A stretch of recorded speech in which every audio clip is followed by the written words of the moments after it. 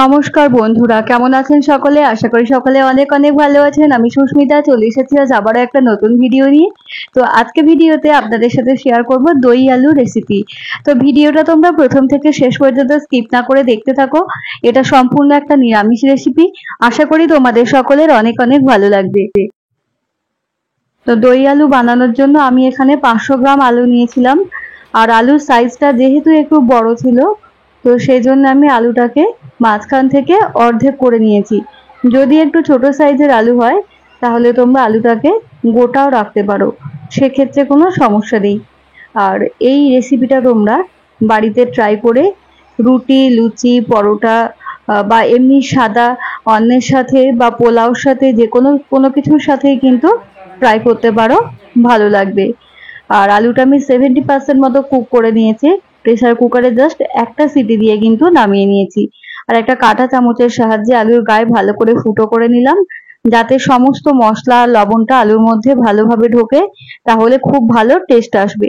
আর এখন কড়াই গরম করে আমি তাতে দিয়ে দিলাম সর্ষের তেল। তেলটা গরম হয়ে যাওয়ার পরে আমি সমস্ত আলুগুলোকে দিয়ে দিলাম। এবার আলুটাকে আমি লবণ আর হলুদ দিয়ে খুব ভালোভাবে ভাজা করে নেব। দিয়ে দিচ্ছি স্বাদ মতো লবণ, আর দিয়ে দেব অল্প সামান্য পরিমাণে হলুদের গুঁড়ো। তো আলুটা আমার অলমোস্ট ভাজা হয়ে এসেছে। আলুটা ভাজা হয়ে গেলে কিন্তু এটা সোনালী রং চলে আসবে। আর এখন হচ্ছে আমি আলুটাকে কড়াইয়ের থেকে এক এক করে নামিয়ে নেব। আলুটাকে কিন্তু সেদ্ধ করার সময় মনে রাখবেন, খুব বেশি পরিমাণে সেদ্ধ করে নেবেন না, তাহলে কিন্তু আলুটা ঘেটে যাওয়ার সম্ভাবনা আছে। আলুটা কুক হবে, আবার গোটাও থাকবে।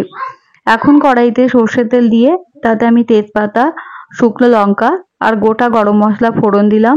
ফোড়নটা একটু ভেজে নিয়ে তারপরে তাতে দিয়ে দিলাম টমেটো। টমেটো দিয়ে একটু ভেজে নিয়ে তারপরে দিলাম আদা বাটা।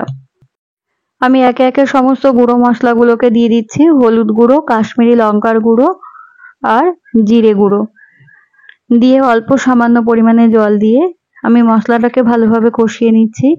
আর এই পর্যায়ে আমি একটু কাজু আর পোস্ত বাটাও অ্যাড করছি। 4-5টা কাজু আর 3 টেবিল চামচ পোস্ত আমি বেটে রেখেছিলাম, তো সেটাই এই পর্যায়ে অ্যাড করে দিলাম। আরও একটু খানিকক্ষণ ভেজে নেব। মশলা থেকে তেলটা সামান্য একটু বেরোলে তারপরে আমি একটা বাটিতে 3 টেবিল চামচ টক দই খুব ভালোভাবে ফেটিয়ে রেখেছিলাম, যাতে কোনো লাম্পস না থাকে। তো এখন সেই টক দইটাকে অ্যাড করে দিলাম। এরপরে আরো খানিকক্ষণ মশলাটাকে ভেজে নেব, যতক্ষণ না মশলা থেকে খুব ভালোভাবে তেলটা ছেড়ে আসছে। তো এই যে দেখুন, এই পর্যায়ে আমার তেলটা মশলা থেকে একদম ছেড়ে এসেছে। আর এখন আমি ভেজে রাখা আলুটাকে দিয়ে দিলাম। দিয়ে আলুটার সাথে মশলাটাকে খুব ভালোভাবে আরো খানিকক্ষণ কষিয়ে নেব। কষিয়ে নেওয়ার পরে এখন আমি গরম জল পরিমাণ মতো অ্যাড করে দিলাম, আর দিয়ে দেব পরিমাণ মতো লবণ, আর অল্প একটু চিনিও দিয়ে দেব। 2-4টে দানা, খুব সামান্য, যেহেতু নিরামিষ রান্না তো সেই জন্যে। আর ফুটে গেছে, ফুটে তরকারিটা হয়ে এসেছে, তো শেষে আমি এক টুকরো বাটারও দিয়ে দিলাম। কিন্তু আপনারা চাইলে এটা স্কিপও করতে পারেন। আর আমি শেষে নামানোর আগে 3টে চেরা কাঁচা লঙ্কা দিলাম। আর এখন গরম মশলা গুঁড়ো দিলাম। গরম মশলা গুঁড়ো দিয়ে এবারে আমি ঢাকা দিয়ে রেখে দেব। তো আজকে আমি হচ্ছে এটা পোলাওর সাথে সার্ভ করব। শেষে একটু চিনি দিয়ে দিলাম মিষ্টিটা ব্যালেন্স হওয়ার জন্যে। তো যাই হোক, ভিডিওটা কেমন লাগলো তোমাদের, তোমরা কিন্তু অবশ্যই কমেন্ট করে জানাতে ভুলো না।